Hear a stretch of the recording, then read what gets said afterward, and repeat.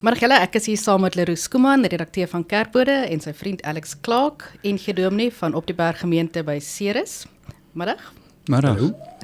En ons gesels oor Kerkbode, die hierdie jaar sy 175ste bestaансjaar vier. En julle het iets gedoen in die wintervakansie. Ons het gepraat van ons moet iets doen aan die begin van die jaar. Leroux, en toe kram julle op 'n idee om 175 km te gaan hardloop oor 4 dae in die Karoo. Hoe het hierdie idee gebeur? Heel toevallig is Op die Berg waar ek dan nou bly, 175 kilometer vanaf wat het ons gaan? Sutherland. En dit was 175 kilometer, toe sê ek vir hom, ek glo nie in toeval nie, so ons moet dit hardloop.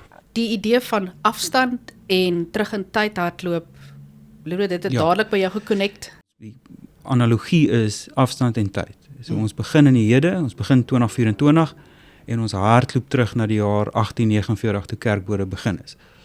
So dit gee jou 'n baie interessante, lekker meganisme, want nou, as jy daai eerste dag 52, 53 kilometer hardloop, dan doen jy net daai som, jy trek net 2024 minus 53 kilometer af, dan het jy die jaar, dan weet jy, okay, ons gaan nou 'n bietjie kyk na 1972 se Kerkbode. O ja. So dit gee jou 'n interessante meganisme. Julle is duidelik seker fiks, julle moet fiks wees, want 175 km in 4 dae, dit sit nie in enigiets se broek nie. Ja, dis nie asof ons vinnig hardloop nie. Maar nee, dit was nie ons eerste keer nie. So, ons het al 'n paar goed saam gehardloop ook. Maar ek sal myself nie uitgee, dis nie asof hulle my genooi het vir die Olimpiese spele nie. Alex, jy het op 'n punt, jy het hieroor geskryf op jou gemeente se Facebookblad, en jy het dit gesê, hierdie Love Draffie, jou woorde, het geword 'n lewensveranderende pelgrimservaring. Ek dink dat enige ervaring kry meer betekenis as jy betekenis daaraan gee. Dit is eers wanneer jy betekenis daaraan gee, wat dit regtig vir 'n pelgrimstog word, wat jy ervaar, maar God stap saam met jou. En ons het nou, dis 'n fantastiese landskap. Daar's regtig verskriklik baie beeldmateriaal, en dit is spesiaal, dis mooi. En ek beleef vir God in die skepping. Ek beleef God in sonsopkomste en sonsondergange. En dit is vir my spesiaal om hom daar te kan beleef. Maar die idee is op die einde 'n dokumentêre video saam te stel wat Leroux, jy het genoem het 'n video kampvuur. Eintlik met ander woorde, dit nooi ook gesprek uit. Vir enigiemand wat belangstel in die nuus, belangstel in geskiedenis en obviously op 'n manier belangstel in die kerk, nie op 'n manier nie, op 'n baie spesifieke manier. As jy menig van daai 3 goed belangstel, is dit fascinerend. So mens leer goed, soos byvoorbeeld een van die dae wat ons nou verby, of jare wat ons nou verby hardloop, is rondom die draai van die 20ste eeu, met ander woorde hier rondom 1902, net voor die einde van die Anglo-Boereoorlog, waar die krygsgevangenes is op Sint Helena Eiland, hulle lees Kerkbode, hulle het 'n korrespondent daar. En hulle op 'n stadium begin wat ons nou vandag sal noem crowdfunding, hulle samel geld in, en hulle publiseer die naam van die lesers wat geld stuur, laat hierdie ouens 'n tikmasjien kan koop in die, wat hulle noem Deadwood Camp, dis die naam van die aanhoudingskamp.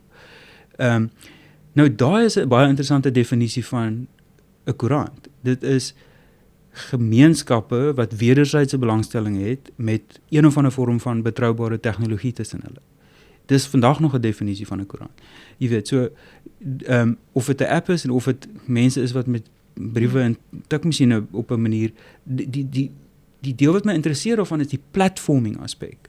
Dat hulle vir iemand anders 'n platform gegee het deur middel van 'n tikmasjien om te hoor wat aangaan in daai omgewing. Ja. Nou is ons in die digitale era, presies waar ons is nou met waar gedrukte koerante sit, groot gedrukte name maak toe hierdie jaar. Wat is Kerkbode se rol vandag? Hoe sien gemeentes dit? Het hulle nog 'n behoefte aan so 'n blad en 'n platform? As ek net 'n klein triekie kan teruggee, net oor inligting, iets wat my regtig getref het toe ons gehardloop het, was die dag, dit was baie lukraak. Wat jy sê, ja, ons hardloop nou deur die jaar van die hartoortplanting. En jy sê, ja, nee, Chris Barnard het hierdie jaar die die hart oorgeplant en dat daar regtig vir 'n etiese gesprek was reg. binne die kerk En mense het bode dit nie rondom besef nie. Ek was nog nie lewendig daai tyd nie. Ja. Maar ek weet in ons wêreld die hart is dan nou vir baie mense is dit 'n pomp. As ek in die hart dink, dan is dit 'n ding wat sy werk moet doen en as hy nie sy werk doen nie, dan kry ons mense wat hom help, wat hom herstel. Dit skets vir jou 'n prentjie van 'n heeltemal ander kennislandskap. Nou, is nou nie stating the obvious nie, maar dis voor soek engine. So byvoorbeeld iemand soos EP Groenewald, die professor wat nou die vraebus gedoen het. Wat jy nou sal Google, het jy in die ou dae gevra vir EP Groenewald. Jy weet, wat beteken daai ding in Openbaring? Wat is hierdie verwysing? En dan gee hy 'n lang, regtig omvattende antwoord. En later ander skrywers. So dit het so 'n rol gespeel in die wêreld van die kerk. Jy weet, dit was 'n vraag-antwoord ding en dit sluit aan by wat jy vroeër gesê het, dat wat het verander ekstern? Daar was die min na baie kennisverspreiding en daar was bo na onder. Altyd daai goed is anders vandag. Ja. Dis baie na baie en dis nie bo na onder nie. Ja. Mense vra nie vir inligting op dieselfde manier as wat hulle in die ou dae gedoen het. Die NG Kerk se posisie is ook nie dieselfde wat dit in die vroeë dae was nie. Niels het in sy boek ook wel redelik geskryf, vorige redakteur van Kerkbode. NG Kerk is nie meer in daai magsposisie wat hy destyds was. Destyds was dit die dominee moet sê, weet, is 'n ding ja of nee. Dan weer dan by vandag. Hoekom teken julle in op die Kerkbode? Ek dink die belangrike ding is dat daar is nou baie plekke waar mense nuus kry. En ek is self getrou met 'n joernalis, Jeanette is 'n joernalis by opleiding. En ons het nog 'n groot storie oor, maar kan jy vertrou dit wat jy lees? So binne die landskap is daar soveel stemme, daar's soveel mense wat net 'n klomp goed eintlik in elke moontlike ruimte stort. Ja, ons het nog nie geraak aan fopnuus nie en daar's AI en ja. En ek dink dis regtig waar die probleem dat jy het 'n ruimte nodig waar daar gesprek gevoer kan word wat betroubaar is. So ons hoop dat die videoprojek gaan binnekort klaar wees en ons sal dit in Kerkbode aankondig. En ons het ook nog fondse nodig, so dit is ook hoekom ons hierdie gesprek het.